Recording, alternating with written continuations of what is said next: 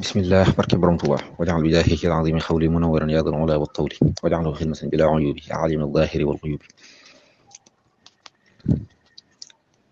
am na ku ñuy wax Muudu Faal alquran radiyallahu taala anhu daa bokkoon ci giir goo xam ne ku fa mokkalul alquran duñ ca tekkil dara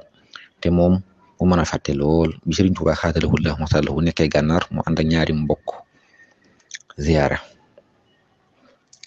def seenu listixaar muy bu yombee gis ñu xam ne seen aajo dana faju ba ñu yeggee fekk sëriñ bi génn di doxantu ci ginnaaw xayma bi nga xam ne ñoom ñu ngi koy seen waaye duñu mën a yegg ci moom ndax am na lu doxoon seen digg ak moom ba ñu nuyoo mu toog ñoom it ñu toog sëriñ bi laaj kenn ka luy sa soxla mu ne ko dama am ay bor bëggoon nga fayal ma ko mu laaj ka ca des mu wax lu mel noonu sëriñ bi laaj Muudu Faal alquran mu ne ko dama bëgg a mokkal alquran mokkal gu rafet sëriñ bi ne ko wutal li ñii di wut mu ne ko loolay sama soxla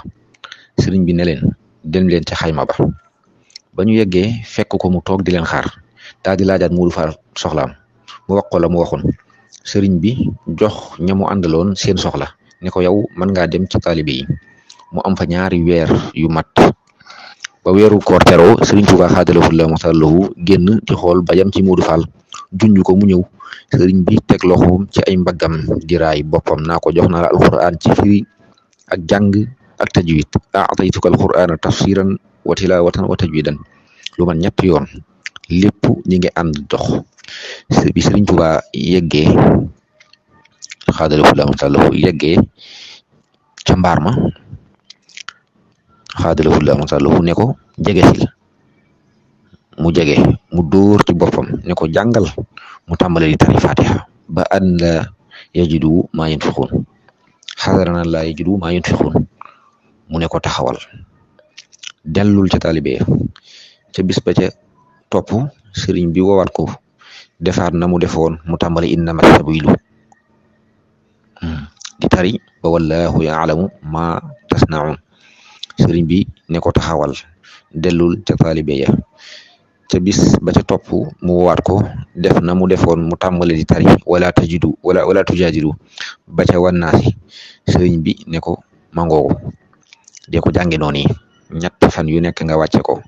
sëriñ Muudu Faal radiyallahu taala anhu nee na Sëriñ Tuubaa xaadalahu llahu maxtaaralahu saa su masaana dóor ci boppam day mel ne ku jàkkaarloo ko xarafi alquran yëpp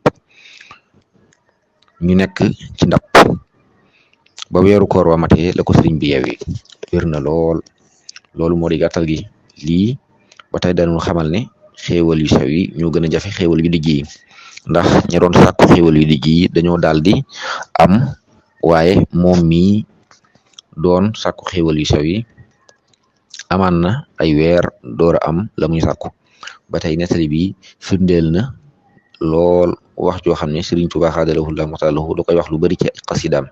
te moo di moom alquran wahabli rida ma al kitaba yaa waahiban wahabali kitaba ba tey sëriñ bi lii sëriñ bi def mel na ne mësuta am ci karaama yi wali radiyallahu taala anhum wala néew na lool ndax Yusufu Nabahani mi doon dajale karaama yi wali nee na loolu mësu ko dégg ci wenn waliyu ba tey nii mu ko sësalee ci ñetti fan ba noppi digal ko mu koy jàng ci ñetti fan danañu xamal ne màggug dog bi nii muy ñetti fan ba tey li mu wax ne xel ci ab bopp la nekk leer na ci nii mu def te moo di dóor ci boppam dóorul ci loxom wala dënnam ba tey danañu xamal ne